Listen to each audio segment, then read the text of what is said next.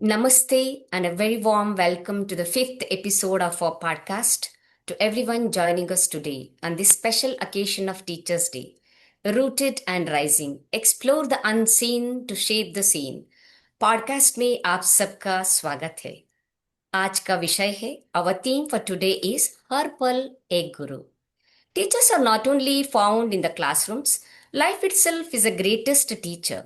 And who is better to share this wisdom with us, none other than our special guest, spiritual coach, B.K. Rupali Gupta ji. I, Dr. Sudha, welcome Rupali Gupta Didi for this, and we are very honored to have you with us today. Welcome for the show. Thank you so much, Dr. Suha sister. आज शिक्षक दिवस पर हम याद करते हैं सिर्फ उनको ही नहीं जो हमें पढ़ाते हैं, बल्कि उन सबको जो जीवन के रूप में हमारे असली गुरु बन जाते हैं। अब देरी नहीं करते हैं, सबसे पहले रूपाली जी से पूछते हैं कि पहला क्वेश्चन, आध्यात्मिक दृष्टि से देखते हैं तो कौन सा बड़ा टीचर, कौन है बड़ा टीचर, लोग, अनुभव या हमारा अपना आत्मा? स्पिरिचुअलिटी में देखते हैं तो पीपल, एक्सपीरियंसेस या our own soul? Please light up on this question. हाँ जी। देखिए, हम लोग जब स्पिरिचुअल जर्नी पे बहुत अंदर तक ज्ञान के जाते हैं तो हमें पता चलता है कि एक्चुअली टीचर जो थे वो सिर्फ हमारे स्कूल के टीचर नहीं थे, या हमारे कोचिंग के, या हमारे कोई स्किल के, जैसे संगीत या कोई विद्या हम सीखते हैं उसके। लेकिन जैसे जैसे हम इस लाइफ की जर्नी में बड़े हो रहे थे तो हर पल एक ना एक लोग जो कि हमें व्यक्ति के रूप में, चाहे फैमिली में मिले, चाहे बाहर मिले, चाहे वो हमें कोई भी स्ट्रेंजर ही क्यों ना हो, हम अगर देखें तो हमने हर किसी से कुछ ना कुछ सीखा जरूर है। और जो भी सीखा है उसको हमने लाइफ में कभी ना कभी अपने लिए यूज भी किया है। तो अगर हम देखें तो लोग तो है ही हमें सिखाने वाले, और उससे भी बड़ी चीज है एक्सपीरियंसेस। जनरली लोग एक्सपीरियंस के लिए हिंदी में भी जैसे बोलते हैं ना कि बाल ऐसे ही सफेद नहीं किए हैं, तो चप्पलें घिसी हैं तब इतना अनुभव आया है। तो वो अनुभव, वो एक्सपीरियंसेस एक्चुअली हम दूसरों को जो बताने के लिए बोलते हैं कि हमारे ऐसे ही बाल सफेद नहीं हुए या चप्पलें घिसी हैं, तो हम दूसरों को उन एक्सपीरियंस से सिखाने लगते हैं। एक्चुअली वो अनुभव, वो एक्सपीरियंस हमारे अपने लिए होते हैं। हर एक सोल जिस यात्रा में अपनी लाइफ की होती है उसमें उसके खुद के बाल सफेद होना और उसकी खुद की चप्पलें घिसना, वो उसके लिए लर्निंग होती है, क्योंकि हर एक की अलग अलग जर्नी है। जिस अनुभव से हम गुजरे हैं वो अनुभव किसी और के काम आएगा ऐसा जरूरी नहीं है। लेकिन क्योंकि वो अनुभव मुझे मेरी पर्टिकुलर कोई परिस्थिति में, पर्टिकुलर मेरे नेचर में वो मुझे कुछ लर्निंग देकर गया, इसलिए वो मेरे लिए उपयोगी है। तो उसने एक टीचर का काम किया होगा कहीं ना कहीं पे, हमें मैच्योर बनाने में, हमें कहीं ना कहीं हिम्मत देने में, जिसको हम कहते हैं ना, जैसे जैसे उम्र बढ़ती है, बुजुर्ग होते जाते हैं, तो अंदर से एक हिम्मत और शक्ति बढ़ने लगती है।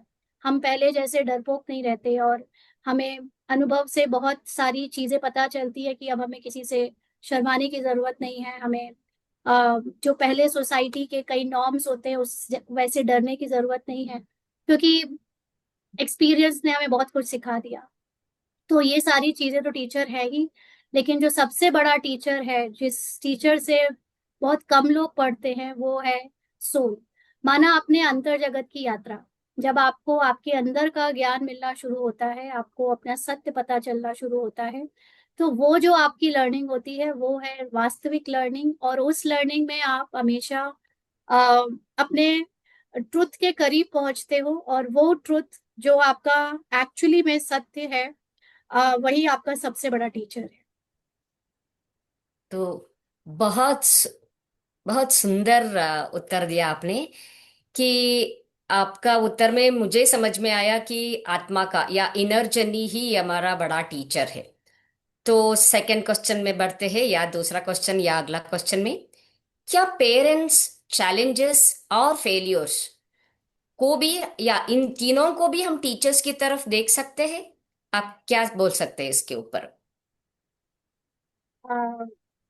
पेरेंट्स तो नो डाउट हर किसी के लिए फर्स्ट टीचर है ही, सब जानते हैं। और पेरेंट्स के साथ साथ हम बहुत सारी चीजें सीखते हैं, हम उनसे डिसिप्लिन सीखते हैं, हम उनसे अपनी लाइफ की हर वो फर्स्ट एक्टिविटी सीखते हैं जो कि एक ह्यूमन बॉडी को चाहिए, जैसे खाना, चलना फिरना, या जो भी घर में पेरेंट्स, माँ या बाप जो भी करते हैं वो सब कुछ। तो पेरेंट्स तो है ही हमारे सबसे बड़े टीचर। और अ, इसके बाद जो चैलेंजेस शुरू होते हैं, बेसिकली चैलेंजेस को हम लोग टीचर के रूप में थोड़ा कम लेते हैं, क्योंकि ह्यूमन सोसाइटी में एक ये कहीं ना कहीं वह बिलीफ सिस्टम है कि चैलेंज नहीं आने चाहिए, या चैलेंज से लोग बचते हैं, चैलेंज को अ, अपना विरोधी समझते हैं, और समझते हैं कि जिनकी लाइफ में बड़े चैलेंजेस हैं उनकी किस्मत अच्छी नहीं है, उनका उनका भाग्य अच्छा नहीं है। तो ऐसी जो एक मन की जो एक बिलीफ सिस्टम है, ये अ, हमें धोखे में रखे हुए हैं। एक्चुअली चैलेंजेस हमारे वो टीचर हैं जो फिजिकली कोई ह्यूमन फॉर्म में तो नहीं दिखते, लेकिन वो चैलेंजेस आपको आपके अंदर की शक्तियां पहचानने का मौका देते हैं। जब आपको मान लीजिए फिजिकली आपके पेरेंट्स ना रहें, आपकी फैमिली सपोर्ट ना करे, तो आपके वही सपोर्ट ना करना जो एक चैलेंज के रूप में आया है, वो आपको वो आपको अपने अंदर जाने को मजबूर कर देता है, अपनी शक्ति से खड़ा करने को मजबूर कर देता है। तो इसलिए ये धीरे धीरे उसको चैलेंजेस ओवरकम करते करते उसकी शक्ति बढ़ने लगती है। तो चैलेंजेस को हमें टीचर के रूप में लेना चाहिए, तभी हम उनको अपना दोस्त बना सकते हैं। और फिर फेलियर्स फेलियर्स में भी हम देखते हैं कि हम नहीं चाहते फेल होना, या पूरी सोसाइटी समझती है कि फेल होना अच्छी बात नहीं है। तो ये फेल भी एक्चुअली हमारा टीचर है, क्योंकि हर एक फेलियर जिससे हम आज तक गुजरे हैं, उसने हमको डिफीट सहने की जो हिम्मत और शक्ति दी है, और उसके बाद एक और बेटर वर्जन में ग्रोथ करके हमें अपने अपने सामने या सबके सामने लाया है। तो वो हमारा एक बहुत बड़ा टीचर है। इसीलिए चाहे पेरेंट्स तो सभी जानते हैं, लेकिन चैलेंजेस और फेलियर ये भी टीचर है, इनको हमें टीचर के रूप में जरूर लेना चाहिए, क्योंकि अभी टीचर को थैंक यू करने का दिन है। आज हम लोग टीचर्स डे के दिन बात कर रहे हैं, तो हम अपने पुराने पुराने टीचर्स, यहाँ तक कि पेरेंट्स को भी शायद थैंक यू और उनको विश कर रहे होंगे, लेकिन अपने फेलियर्स को शायद ही कोई थैंक यू कह रहा होगा, चैलेंजेस को शायद ही कोई थैंक यू कह रहा होगा। तो कम से कम ये जान कर कि आपके हर फेलियर में आपकी ग्रोथ समाई है, आपकी इनर वर्ल्ड की जर्नी है, आपके चैलेंजेस में आपको आपकी शक्तियां पता चलती हैं। इसलिए आपको वो भी थैंक यू जरूर करना चाहिए, उनके प्रति भी ग्रेटिट्यूड रखना चाहिए। या आपसे, आपके उत्तर से I just understood that I think failures and challenges, हमारा स्ट्रेंथ, हमारा स्ट्रेंथ को बढ़ाता है और हमको स्ट्रेंथन भी बनाता है। और लाइफ में फेल्यूर्स और चैलेंजेस को वीकनेस नहीं समझना चाहिए। फॉर्चुनेट है, नहीं फॉर्चुनेट है ऐसा बोलते हैं करके आपने बोला तो बहुत अच्छा लगा, क्योंकि you just change the belief system just in a 1 second you changed. It's beautiful to hear from you sister. तो अगला क्वेश्चन में चलते हैं कि सिर्फ बाहरी शिक्षकों को नहीं, अपने अंदर के शिक्षक को प्रणाम करना क्या अर्थ रखता है? ये तो बहुत ही गहरी क्वेश्चन है। The question itself is very deep. So उसके बारे में थोड़ा उत्तर देंगे तो बहुत बढ़िया रहेगा। जी, देखिए, आउटर टीचर्स को तो हम लोग रिस्पेक्ट देते हैं, अपना अलग अलग जेस्चर से, कोई पैर छूता है, कोई फोन पे उनसे बात करता है, कोई मिलता है पर्सनली जाकर, या उन्हें कोई गिफ्ट देता है। बहुत तरीके हैं हमारे बाहर के टीचर्स को थैंक यू कहने के लिए, उनके उनको अपना रिस्पेक्ट शो करने के लिए। लेकिन एक इनर टीचर है, और वो इनर टीचर है हमारे अंदर की आवाज, जिसको कई लोग इंट्यूशन भी कहते हैं। और वो आवाज हमारी इस पूरे लाइफ की जर्नी में, बचपन से बड़े तक, बार बार आती है।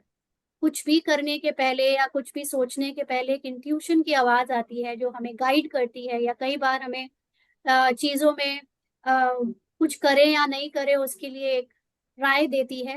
और वो अगर आवाज ना होती, वो इंट्यूशन ना होता, हम उसकी अगर ना सुनते, तो आज हम अपनी ओरिजिनलिटी से बहुत दूर हो गए होते। वैसे तो हम सभी अपने ओरिजिनल स्टेट से बहुत दूर हैं अभी, क्योंकि हम सब लोग जब पैदा हुए थे तो हमारे पर्सनालिटी में नेचुरली जो संस्कार डाले गए थे, बड़े होते होते उन संस्कारों में बहुत सारी समाज की, पेरेंट्स की, टीचर्स की और दूसरों को देखकर एक पीयर प्रेशर की कोटिंग हो गई है। अगर हम बेसिकली इस ह्यूमन फॉर्म में देखें तो हम में से बहुत सारे लोगों के सबके अलग अलग स्वभाव संस्कार थे बचपन से, लेकिन हम लोगों ने दूसरों को देखकर या किसी और से सीख सीख कर उसमें एक पर्दा डाल दिया, उसमें चादर डाल दी, उसमें मिट्टी डाल दी, उसको चेंज किया, या उसको दिखावा करके आज हम अलग तरह से शो कर रहे हैं।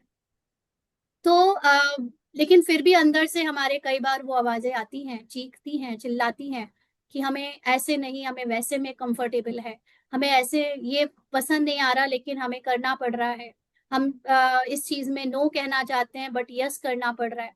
तो एक्चुअली ये भी जो अंदर की आवाजें हैं जो चीख कर हमें कहती है, कुछ अ, अपने को फ्री करने के लिए बोलती हैं, वो भी हमारी बहुत बड़ी टीचर हैं, हमें उनका रिस्पेक्ट करना चाहिए। और उसके लिए हमें एक नॉलेज चाहिए कि एक्चुअली हमेशा जो आवाज बाहर आती है या जिसको बाहरी रूप से सभी अप्रूव करते हैं, वो ही हमारी ग्रोथ के लिए जरूरी नहीं है। हमारे लिए वो भी बहुत जरूरी है जो अंदर से आवाजें आती है, और उसकी बात मानने में भी कभी कभी हम जो फ्रीडम महसूस करते हैं, जो हम एक खुल के सांस ले पाते हैं, उसकी भी रिस्पेक्ट करनी चाहिए। और आई थिंक वही इनर टीचर को बो करना यानी रिस्पेक्ट देना है। हाँ जी। आपकी क्वेश्चन से आपका आंसर क्या था, तो बहुत बढ़िया था, क्योंकि आप इनर जर्नी के बारे में बोल रहे थे। तो अभी हम थोड़ा क्लासरूम से परे थोड़ा इनर जर्नी के बारे में ही बात करेंगे। पहला क्वेश्चन उसके बारे में पूछेंगे कि टीचर और गुरु में क्या अंतर है। हम स्पिरिचुअलिटी के दृष्टि से या एटीट्यूड से देखेंगे तो टीचर और गुरु, वैसे देखेंगे तो स्पेलिंग का डिफरेंस है, लेकिन इसका पूरा डेप्थ में थोड़ा आप बोलेंगे तो बहुत बढ़िया रहेगा।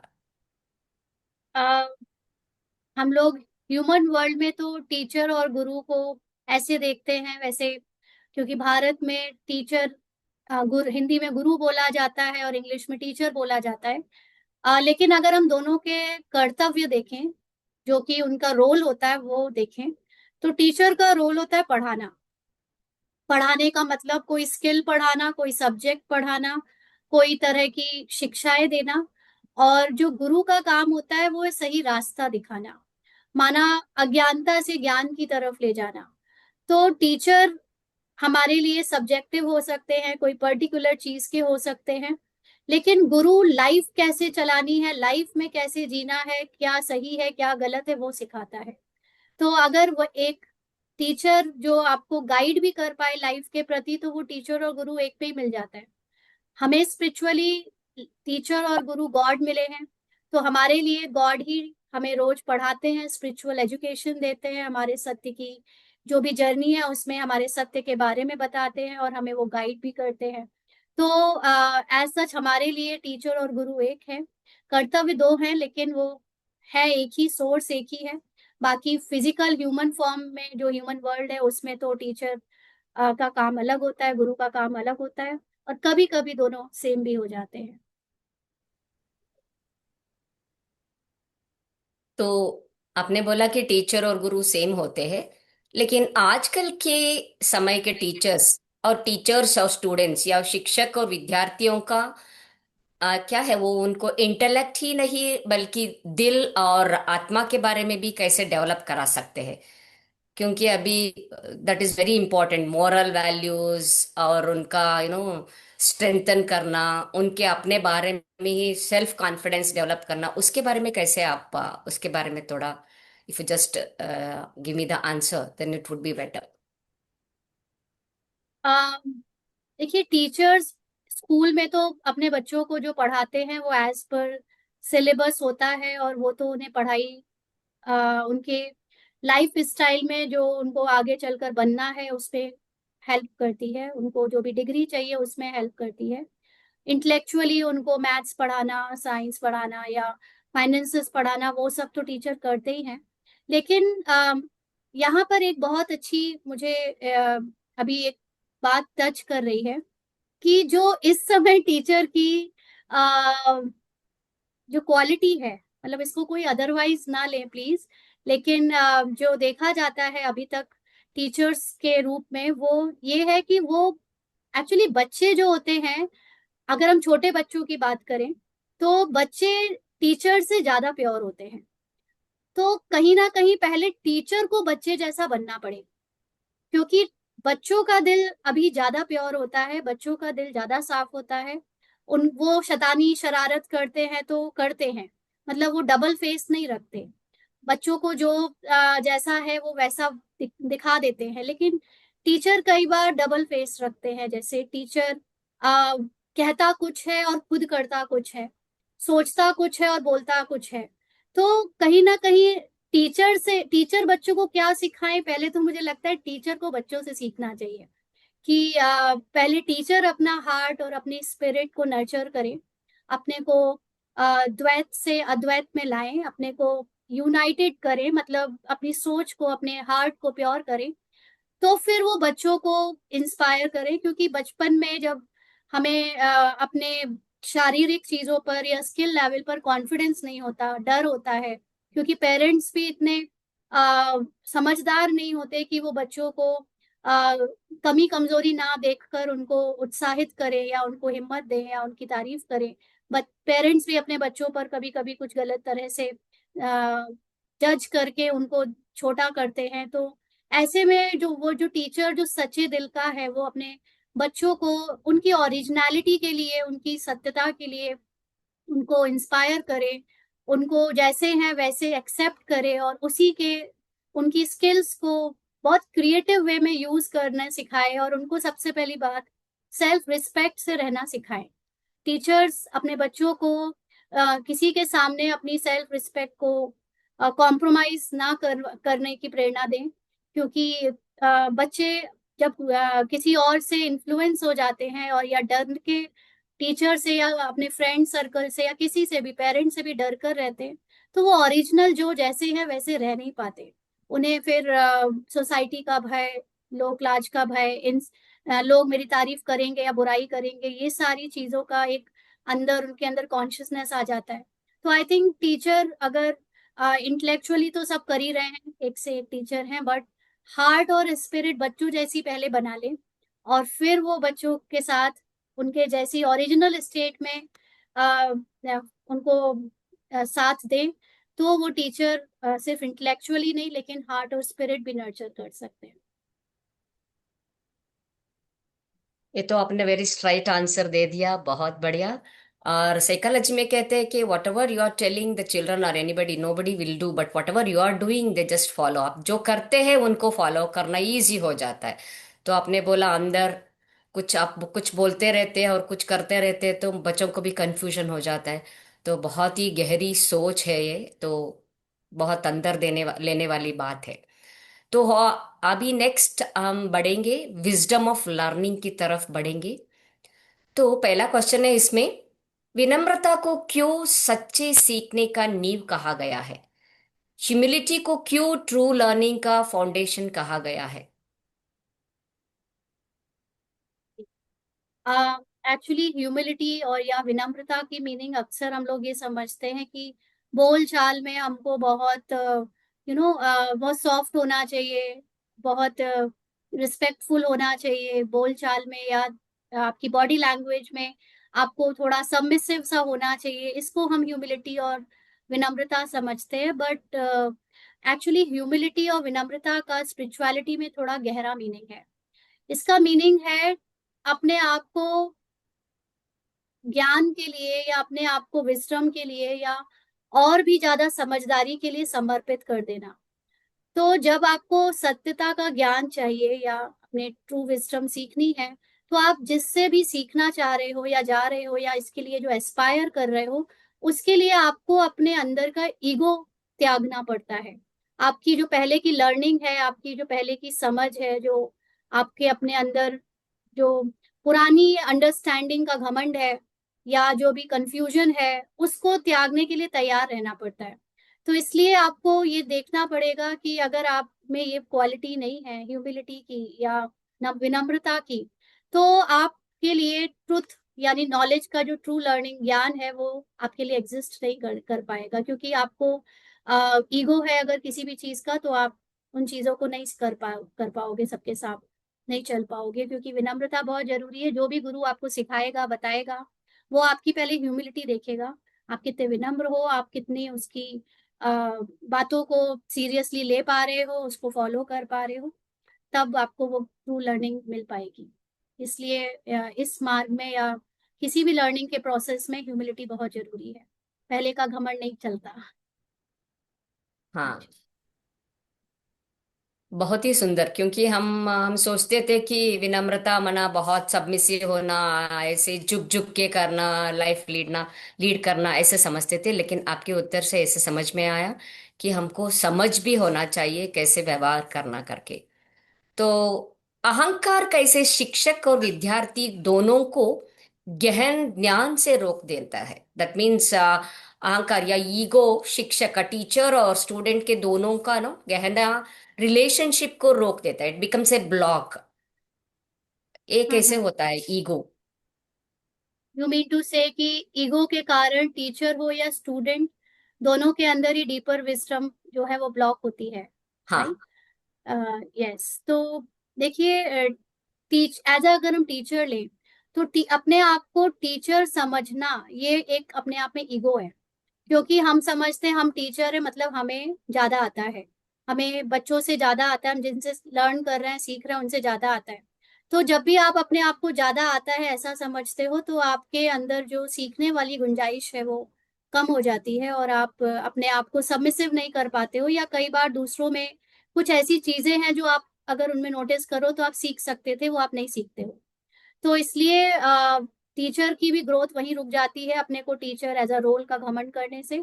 और अगर स्टूडेंट में ईगो है, अब स्टूडेंट का ईगो का मतलब ये नहीं है कि स्टूडेंट को अपने स्टूडेंट होने का घमंड है, वो तो घमंड कुछ नहीं होता, लेकिन स्टूडेंट को अपने को छोटा समझने का जो एक भान होता है, पहचान होती है, that is also called ego.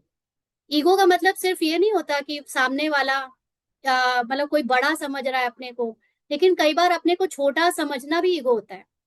तो स्टूडेंट जब अपने को छोटा समझता है तो वो भी उसको उसके कॉन्फिडेंस में आड़े आता है कि मैं ये नहीं कर सकता, मेरी तो हैंडराइटिंग अच्छी नहीं है, मैं तो गरीब परिवार से हूँ, या मैं इस सब्जेक्ट में अच्छा नहीं हूँ, मैं कैसे समझूंगा, मुझे ये भाषा नहीं आती, मुझे मैं अच्छे स्कूल में नहीं पढ़ा, या कोई भी तरह की अगर उसके अंदर हीन भावना आ जाती है, तो वो उसको बड़ी बातें सीखने में, उसकी लर्निंग में के ग्रोथ में आड़े आती है, विघ्न बनती है। इसीलिए कोई भी तरह की पहचान, कोई भी तरह का ईगो, चाहे टीचर को है चाहे स्टूडेंट को, वो उस उनकी ग्रोथ के प्रोसेस में विघ्न बनता है।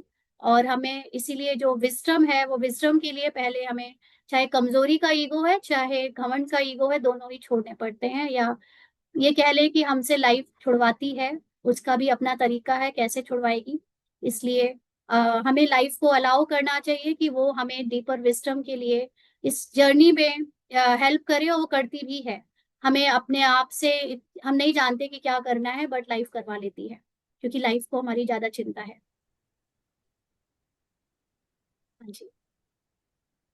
इस क्वेश्चन को थोड़ा कंटिन्यू करते हुए दूसरा क्वेश्चन मेरे मन में आ रहा है अभी, कि लाइफ लॉन्ग लर्नर रहना, इसका अर्थ क्या है?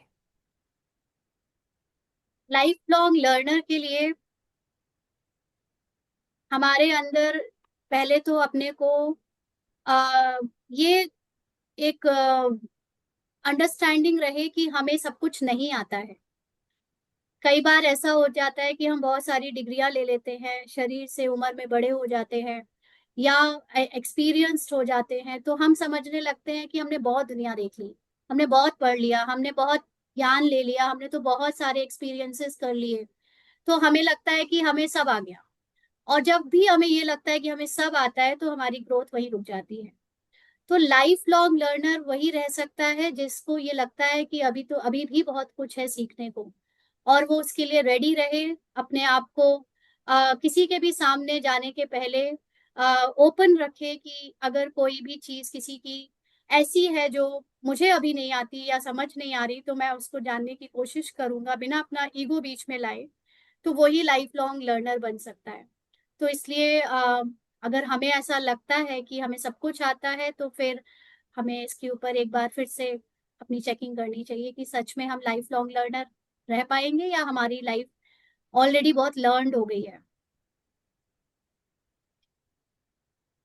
बहुत छोटा सा आंसर दिया आपने, लेकिन इसमें गहरी जाएंगे तो आपको उत्तर से समझ में आता है कि हर एक इंसान, हर एक इंटरेक्शन, चाहे अजनबी भी हो या सीखने का अवसर मुझे मिलता है, ऐसा क्वेश्चन मुझे आ रहे हैं कि हर एक इंसान, हर एक इंटरेक्शन, चाहे वो स्ट्रेंजर भी क्यों ना हो, तो सीखने का अवसर मिलता है, ऐसे बोल रही है आप? तो इसका क्या अर्थ है? इसका क्वेश्चन थोड़ा समझ में आता है, इसमें थोड़ा समझा दीजिए।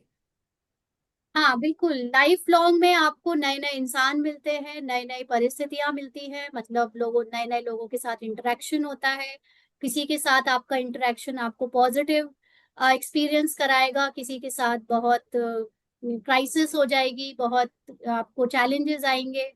तो नए हो या पुराने, किसी के साथ भी किसी भी तरह का इंटरेक्शन जो होता है, वो इंटरेक्शन आपको अपने अंदर के उन ब्लैक होल्स का, मतलब ब्लैक स्पॉट्स का, जो कि आपकी अंदर की कमजोरियां हैं। फॉर एग्जाम्पल, आपको किसी से मिलकर क्यों बार बार बुरा लगता है, आपको किसी से मिलकर क्यों गुस्सा आ जाता है, या किसी से मिलकर आपको हीन भावना आ जाती है, या किसी से मिलकर आपका घमंड बढ़ जाता है।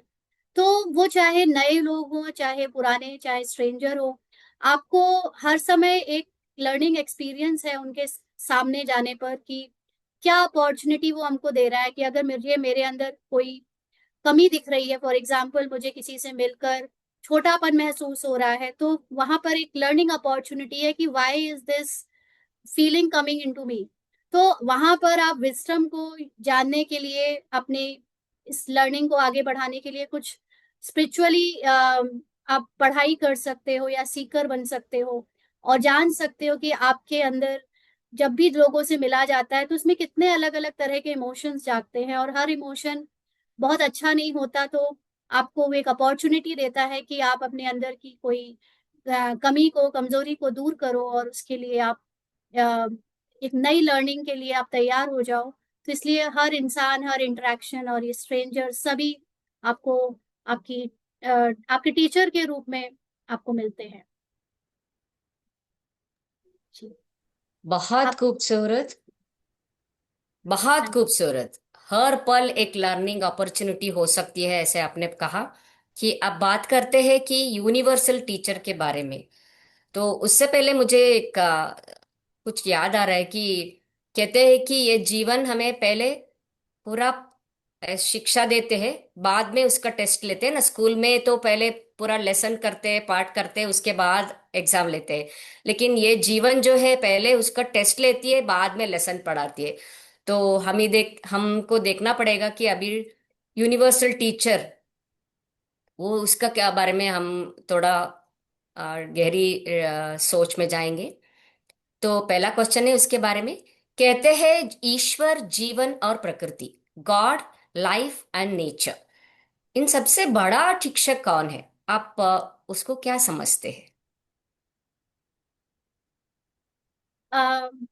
गॉड, लाइफ और नेचर, देखिए गॉड को, भगवान को तो हमने अपने धर्म शास्त्रों में कई बार उनके बारे में पढ़ाई करी है। तो अगर किसी ने अच्छे से पढ़ाई की है तो हमें सिखाया जाता है कि आप श्री राम जी से ये सीखिए, है ना। अगर हम अपने इस हिंदू रिलीजन के बारे में बात करें, या दूसरे धर्मों में भी उनकी भी जो होली बुक्स होती हैं उसमें गॉड की अच्छी अच्छी बातें बताई जाती है कि आप इनसे ये सीखें।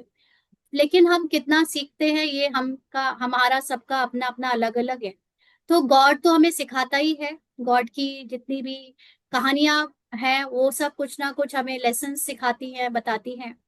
गॉड के साथ साथ जो ये फिजिकल ह्यूमन लाइफ मिली है, उसमें जो प्रैक्टिकली बहुत सारी आ, बातें आती हैं, उसमें अगर हम उसको चैलेंजेस के रूप में ना लें, उससे शिकायत ना करें, और उसमें जो भी न ऐसे दुख के पल आ रहे हैं या स्ट्रगल के पल आ रहे हैं, उससे हम घृणा ना करें, हम उसको रेजिस्ट ना करें, तो वो लाइफ भी हमको बहुत कुछ सिखाती है और समझा के जाती है कि कहाँ पर कैसे बदलते जाना है, फ्लेक्सिबल रहना है, कहाँ पर हिम्मत दिखानी है, कहाँ पर झुक जाना है।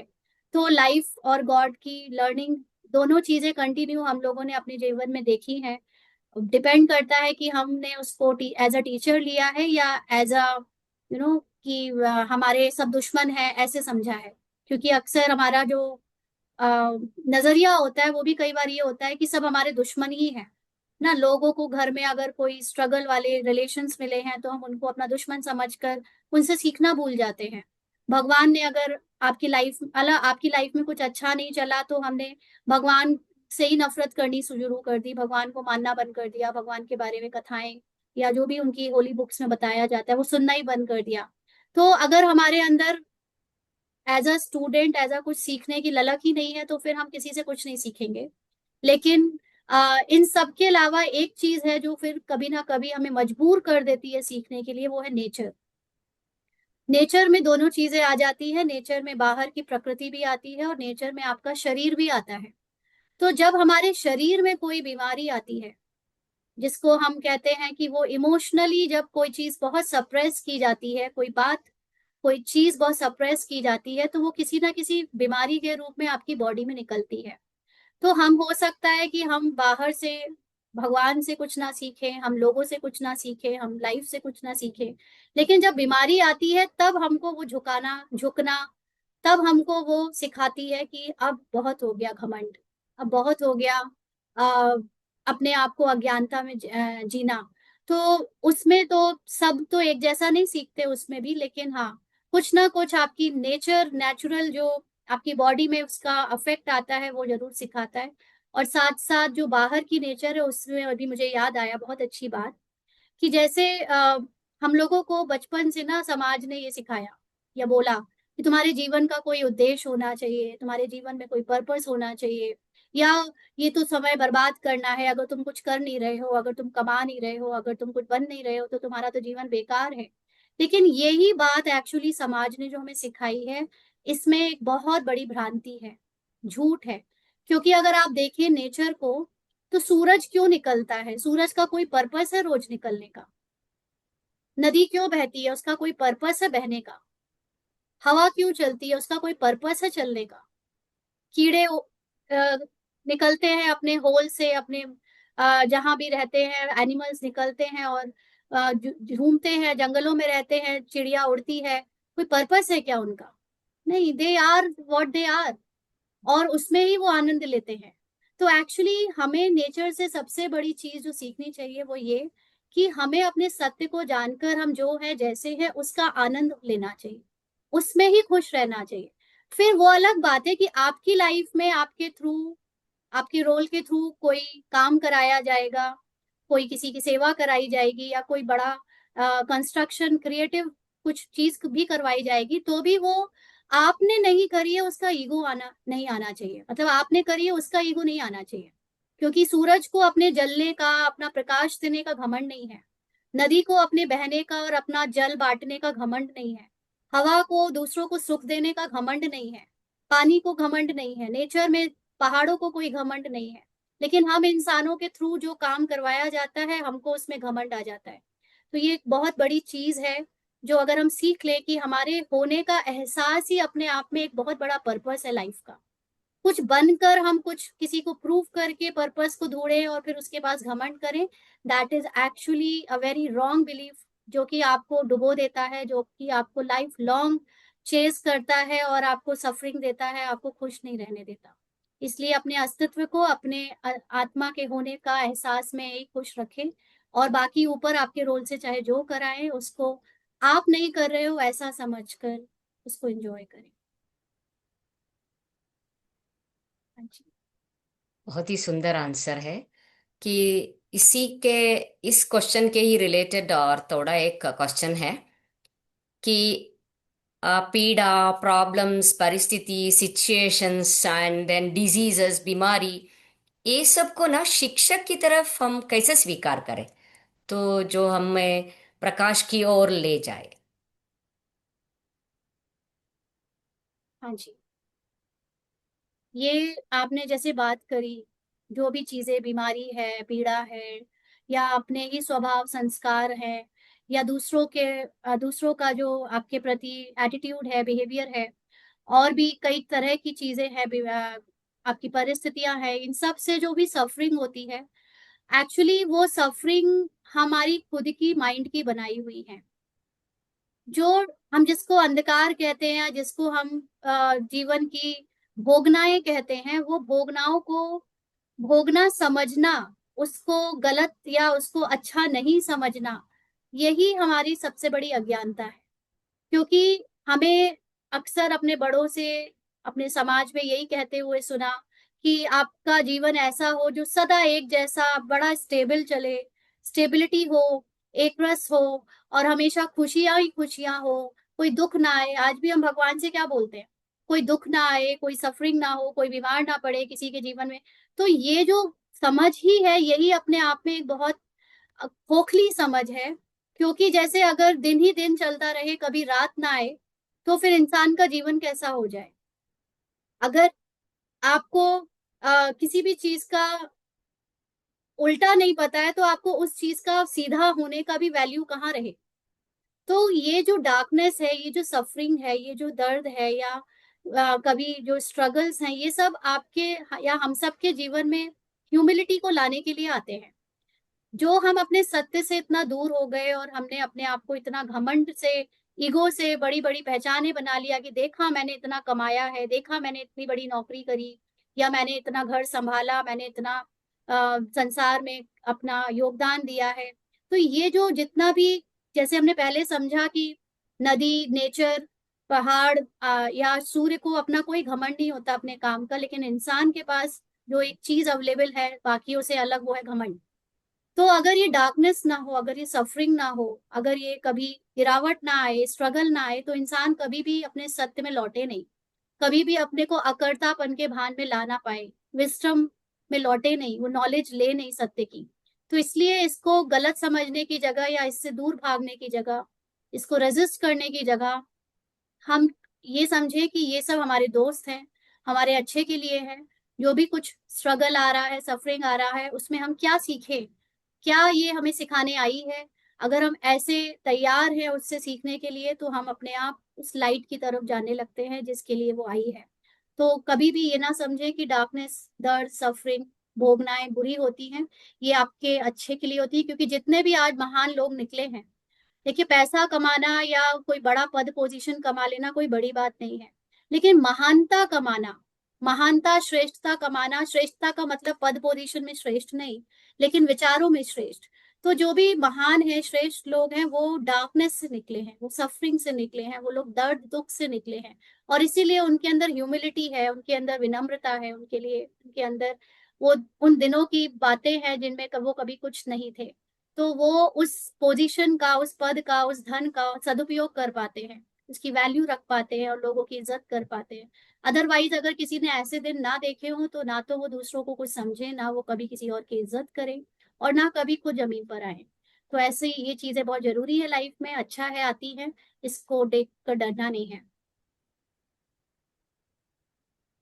तो आपका आंसर से मुझे समझ में आया कि अभी कुछ भी इजी से मिलता है तो उसका वैल्यू भी नहीं होता है, और दूसरा अपोजिट नहीं है तो उसका भी पता नहीं चलता। अभी डार्कनेस है तो हमको लाइट का भी पता चलता है, व्हाट इज द डिफरेंस। तो इसमें कनेक्टेड इस आंसर, इस क्वेश्चन जो भी मैंने पूछा उससे कनेक्टेड एक क्वेश्चन है। जो शिक्षक हमें इन्फ्लुएंस करता है या इंस्पायर करता है उनके बारे में हम तो ग्रैटिट्यूड कर देते हैं, ओके वाह बहुत बहुत अच्छा अच्छा टीचर्स थे करके। लेकिन जिन्होंने हमें चैलेंजेस दिया, उनके लिए ग्रैटिट्यूड रखना या आभार रखना, या आभार कैसे, उसको आभार करना, या उनके बारे में अच्छे सोचना या ग्रैटिट्यूड रखना, उसको डेवलप कैसे करें? ये बहुत इंटरेस्टिंग क्वेश्चन है। ये क्वेश्चन का आंसर मैं आपको एक एग्जांपल से देती हूँ। जैसे अभी हमारा जो बेटा है, वो बेटा अभी बता रहा था कि उसकी जो क्लास टीचर है वो उसको बहुत ज्यादा पसंद नहीं करती। माना जब वो शैतानी करता है तो वो टीचर उसको बहुत डांटती है, और जब कोई और शैतानी करता है तो टीचर उसको प्यार से समझाकर बैठा देती है।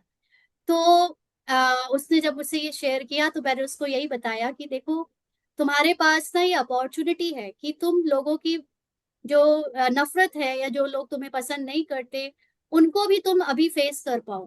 क्योंकि जरूरी नहीं है कि हमेशा हमें लाइफ में हर कोई पसंद करे, है ना। और जब कोई पसंद नहीं करता या जो कोई आपके अगेंस्ट होता है, विरोध में होता है, वो आपके अंदर एक सहन शक्ति जगाता है।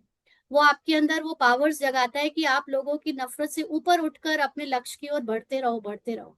नहीं तो क्या होता है कि हम लोग, ज्यादातर लोग जब देखते हैं कि कोई हमारा सपोर्ट नहीं कर रहा है तो हम बैठ जाते हैं, हम आगे नहीं बढ़ते।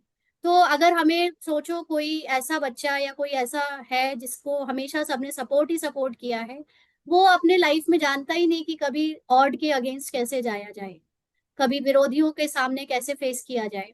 तो इसलिए जो हमें सहयोग देते हैं वो तो ठीक है, थैंकफुल है ही हम उनके लिए। लेकिन जो नहीं देते, जो आपका अपोजिशन करते हैं, जो आपको बहुत अच्छा नहीं मानते, सहयोग नहीं देते, तो उनके लिए भी थैंकफुल होना इस बात की समझ से अपने आप आ जाती है ये स्टेज। जब आप ये समझते हो कि ये नहीं होते तो मैं इतनी चैलेंजेस को पार करके इतना आगे नहीं बढ़ता, और मेरे अंदर ये पावर नहीं होती कि मैं किसी की नफरत को भी झेल कर उसमें भी उसको उसकी बेस्ट विशेस ले सकूं। क्योंकि मेरा अच्छा सोचना ज्यादा जरूरी है मेरे लिए, कोई और क्या सोचता है वो इतना जरूरी नहीं है।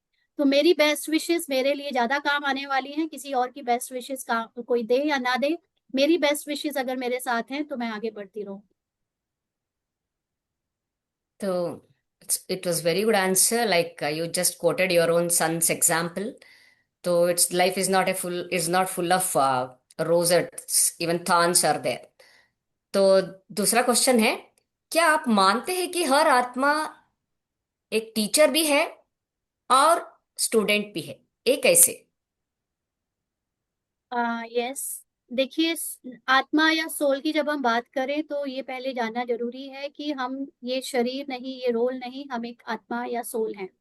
अब उसमें इस समय हम जब विस्डमफुल बातें कर रहे हैं, पॉडकास्ट क्योंकि विस्डम के लिए है, तो इसमें पहले तो ये हमें पता होना चाहिए कि हर एक आत्मा ऑलरेडी नॉलेजफुल है। तो क्योंकि हर एक आत्मा नॉलेजफुल है, माना उसके अंदर ऑलरेडी ज्ञान है, नॉलेज है। लेकिन हम अभी लाइफ में तो बहुत ही बेसमझी वाले काम करते रहते हैं। हम बहुत सारी स्किल्स नहीं जानते हैं, हमें बहुत सारा ज्ञान नहीं लगता है कि हमें है।